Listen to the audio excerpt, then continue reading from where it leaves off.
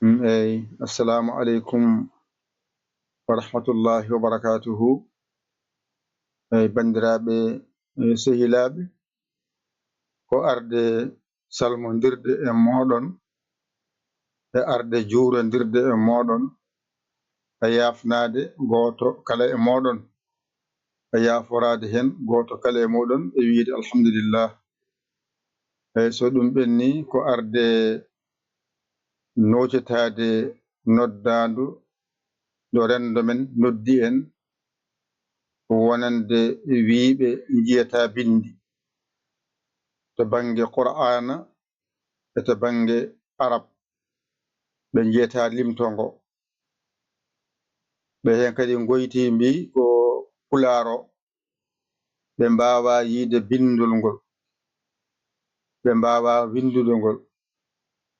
Joni noon e nder hen waɗani on gurubaji ɗiɗi. Hen groupe goto ala ko jangete hen so wona tan bindol ngol. An mo yiyata hay batte baɗono am ni ngara bindoɗa, ngara janggen. Groupe goɗɗo wonande mo yiyata bindi alqur'ana arab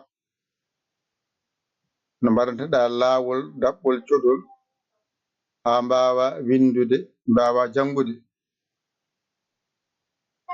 Wadde groupe goto ko pular ɓolo, goɗɗo ko alkole qur'an arab ɓolo. Joni noon an jiɗɗo jangude o, an ƴewata ko jiɗɗa jangude hen, nodda en e numéro men 00 221 77 906 14 81. mbaɗa yaya, mbaɗa ligne jeeya WhatsApp men o, ngara kalana en ko jiɗɗa jangude hen. On saaha min nannoyma to groupe o, walla min dokkuma lien o piyana hoorema, nanana hoorema. An mo wawa nannude hoore mum noon nodda min, on saaha mayi naata. Kadi no wayno liŋaji ɗi weddama e groupe kewɗi, eyyi ko woni sababu mum tan ko wonande woɓɓe ganduɗa ɗo keɗɗen ɓe mbawa fiide hen tan ɓe natoya. Heddi noon sa ari jangude andu ko jangde adduma, ma taw groupe o ene udda. O uddira noon ko ha mbawen dejje. So jangde yonti mi naata mi jangguina mi yalta acce ɗon jangde nde. Kala garɗo tawa ɗon jangde mum jangga. Nde wonno YouTube o so waɗama hen, ne wodi heɓe ganduɗa ngala connexion arde YouTube walla jangguirde YouTube no mette mumen e musew mumen. Wadde wiye yo waɗen WhatsApp mo ganduɗa ko pula ɓora jangguete hen. Oɗa WhatsApp jangguete hen tan ko groupe watte jangguete tan ko pular alkule arab ɗe jangguete hen. An noon jiɗɗo jangude o ko cuɓiɗa ko gara kalanamin ɗum, min nannuma hen gotel e majji gone jangde. Kadi an jangowo hoto yeebo janguinawo, an jangowo hoto yeebo janguinawo. Gaccuɗo hajuji muɗum ene walluma ha gona hunde, ha mbawa hunde. Wadde anne saha safo siftormo e ko Allah hokkuma ko. Oto fat hawo wima addu, oto fat hawo ñagoma. En hessini boom ceernajo huccete maymi waɗanam wallam rokkam. Ko neɗɗo noma, ko ñamo, ko ñammino, ko jaro, ko jarno, ko joom hajuji nemani, o accanima hajuji, o daranima e haaju ma ha haaju ma humto. Anne dawa e dawi ma, gona e hajuji ma, keɓa kalma, mbaɗa e posma e hajuji ma, garta e makko, konngol ma tan e makko ko a jarama, min beltima. Nannaki famnaki. Nden noon ko jiɗɗon ko ɗumin jiiɗi dañde, ko ɗumin jiiɗi. Gandal noon min jeeya, gandal min jeeya, heddino min gaddangal min totongal. No garɗo e jeeri nde mbiya yeeyam, o yeeyma ni jaaha lawol maɗa. Anne gandal ngal ɗo ngara cooda, gadda temedema nayyi totta lombe kees. On saaha hajuji amen ɗi mbawa lombede hen. tawi min jogima haaju amen ngeli podi humtande haaju amen koye amen min gitte hen mbeɗa haaju amen so connexion wifi ari courant min gitte hen min jogoya taw hay gooto e mon noddetake yo ar adda on gaddi waɗama ɗon reena golle ɗe portable bona itte sodoye hen ordinateur bona itte sodoye hen kala ko boniri hen taw eɗen jogui ko waɗɗi en sara meɗen itten hen tan mbaɗo hen taw ala nodden hay goto ɓuri tan hunde bona min nodda hamin tampa min donka jaabede koɗe welani yoɗani ko moƴƴi ko yooɗi ko somin noddi on e faade e moƴƴere faade e moɗon on jaɓat notade min hen on jaɓat notade min hen faami ɗum joni hollon numéro o wonande onon yiɗi jangde ayi joni ko ɗo woni nokku men jangguide nde joni ɗo noon ko haami waɗa holluma numéro o wonande an jiɗɗo nadde heno mbatta tan WhatsApp o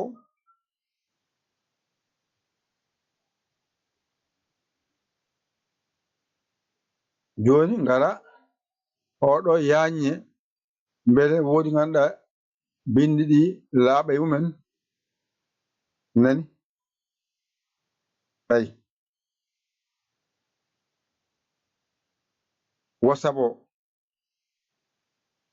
omoy on yiide mbatta tan ko 00 221 77 906 mbaɗa 14 mbaɗa 81 ɗum ɗo woni numéro WhatsApp o on saaha ma tawne winda hen Yaya Ly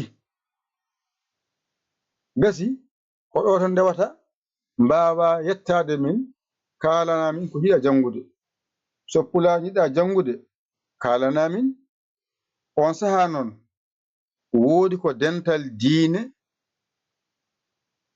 on ngal ɗon noon woni e maggal ko jangde sharia o kañum e kabaruji pulaar e geɗe goɗɗe gongal ngal ko pulaar ɓolo jangite hen gongal ngal woni hen ko alkule arab ɓolo jangete hen hankkadi noon ko an jogiti sumgo hoorema ko jiɗɗa ko kalanta min jiɗɗa ko tati ɗi fof kabramin dokka ujunere e temedde ma ɗiɗi min nannima e tati ɗi fof law gotol jiɗɗa ko pulaar ɓolo mbaɗa temedde ma nayyi jiɗɗa ko alkule Qur'an arab tan temedde ma nayyi jiɗɗa ko dental dina on to jiɗɗa yaade temedde ma nayyi hankkadi an suɓoto ko jiɗɗa hen ko kalata nawiɗa toon mo yiɗa noon o tampu joni noon wiya ko ya wat temedde nayyi mbuɗu janguirta so goto jiɗɗa ɗiɗi jiɗɗa mbaɗa temedde ma jeetati nanɗon tati ɗi fof jiɗɗa mbaɗa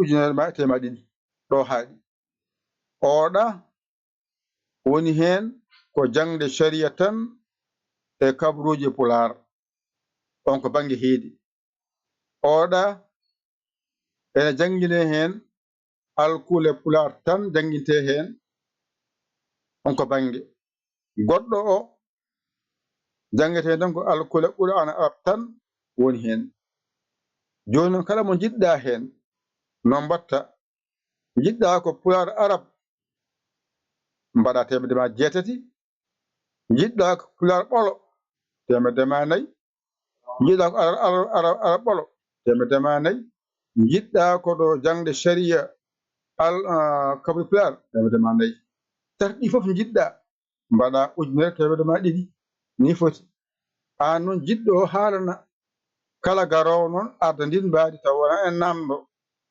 a andi addu mbaɗa e WhatsApp he 00 221 77 906 mbaɗa 14 mbaɗa 81 jiɗɗa ko alkule Qur'an arab tan temedde ma nayyi jiɗɗa ko pulaar ɓolo temedde ma nayyi jiɗɗa ko ujunere temedde ma ɗiɗi ni foti an noon jiɗɗo o haalana kala garowo noon arda ndin mbaadi taw wona en namdo a andi addu mbaɗa e WhatsApp he WhatsApp o ne woodi sa waɗi tan numéro oɗon keɓamin, sa waɗi Orange Money e oɗo numéro min keɓat, so Wave min keɓat, so Western Union Mono Garam Ria min keɓat.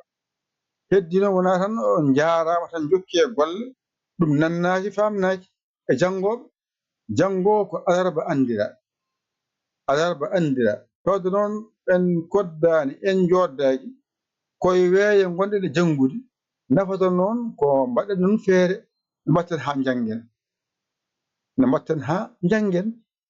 Taw sen janggani en jaltata e majjere, ko janngude nde addatama wawde janngude, ko windude addatama wawde windude. ɗum noon wadde garen janggin, garen binden. ɗum ne woni kadi erago men hande faade e dendagal yinnoɓe janngude ɓe, yooɓe gandu golle ɗe aɗa ɓamta ñande, aɗa ɓamta ñande,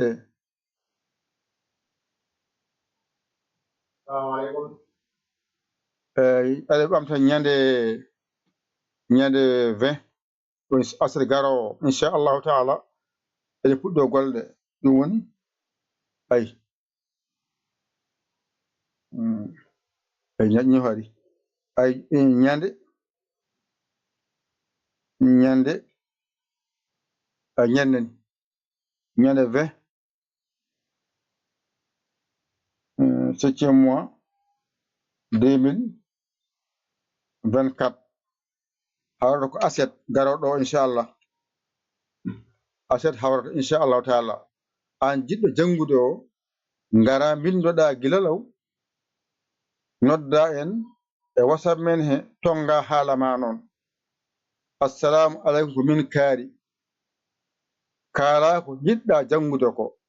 So Pulaar tan jiɗɗa janngude, min tottuma lien o nanna hoore ma, a wawa min nannuma. Jiɗɗa tan ko janngude alkule Qur'an ab tan, kalanamin min dokkuma lien o naata, a wawa min nannuma. Jiɗɗa ko dental diine mangal to dasuji sariya ɗi gonto, walla kabruji, walla geɗe goɗɗe gonto, kalanami min nannuma. ko ni wayi. Wadde an garawo o noon kebloɗa taw wona wiide mi ala mi wawa, mi ala mi wawa, jangata janngat, ɗum jangginat jangowo. En garat ndenden min keeda e jannginde, onon keedon e wallude jangde nde e duusa jannginowo. ko ni wayi. soɓe gacci haajuji amen kuccete haajuji moɗon, hoto donkeni min kay lewru 400. windoto sa windo noon ko 100 gaddata naata ha gayna, fuɗɗa wiide janggen.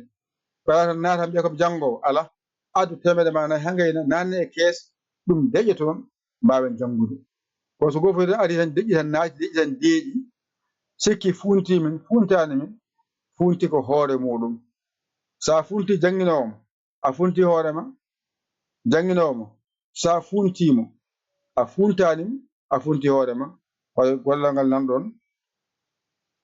ay ko ɗum jinnomi habrude on, ha gandon ñalawma janggueteɗo o, wonande yiɗɓe janngude ɓe ngara min janga. ala suka, ala mawɗo, ala debbo, ala gorko, ko jiɗɗo o tan wiya, jiɗirɗo Allah, arda Allah, naatira Allah, waɗa hen ko wiya ko, taw ko Allah fanditi hen. ko jangde wiya. Jangde noon ala suka, ala mawɗo. Jangde faltaki hay goto, jangde faltaki hay goto. heddi ko an jangowo tan jogo himɓe ma, cooda karne ma e kuɗol ma, ɓallina, so windama mbañitoɗa janga. kala nde janguɗa a wawat janta e wawɓe, ala pinɗo wawi. kala mo jiiɗa ene janga walla ene janngina, o jangu. so janngano o janginta. jangde ala fañoyagal. jangde e ndema ala fañoyagal, e mahgol ala fañoyagal, oto a downo oto ala feñoyagal. kala ko jiiɗa feñoyagal tan nan toon, ko ɗeɗa gueɗe kam ala feñoyagal. a janngat tan mbawa, kadi janngina tan yiye. jannginowo so jannginani yiyetake, jangowo so janngaki wawata. wadde garen ndenden min peeñira jannginde onon peeñiɗon janngude jangde nde renndini en to yonti min naata min ngadda min pawa ɗon son ngari tawan ɗon janngol ko ni mbimi on ɗum kadi wonno kadi ko yinnomi yettinde kadi wonande eerinoɓe ngoɗon eerangol mbi yo mballe jeyata bindi joni noon waɗano ko diine to o saha audio ɗi keewa toon ɓe non ko yiide bindol ngol majjiraɓe mbiya wadde yo seerde tan kala jiɗi ɗum ɗo faya toon nani yo Allah wallu en nande e famde ko musidɗo mon giɗo mon saabu Allah Yaya Ly ko Sénégal alhamdulillahi rabbil alamina on jarama salam ɗo woni numéro aji ɗi an jiɗɗo nadde hen o a hollama WhatsApp o nan ɗon ko 00221 77 906 14 81 mbaɗa Yaya mbaɗa Ly jiya WhatsApp o ngara kaala indema yettoɗoma min nannuma ni foti ko musidɗo mon giɗo mon saabu Allah Yaya Ly ko Sénégal alhamdulillahi rabbil alamina on jarama salam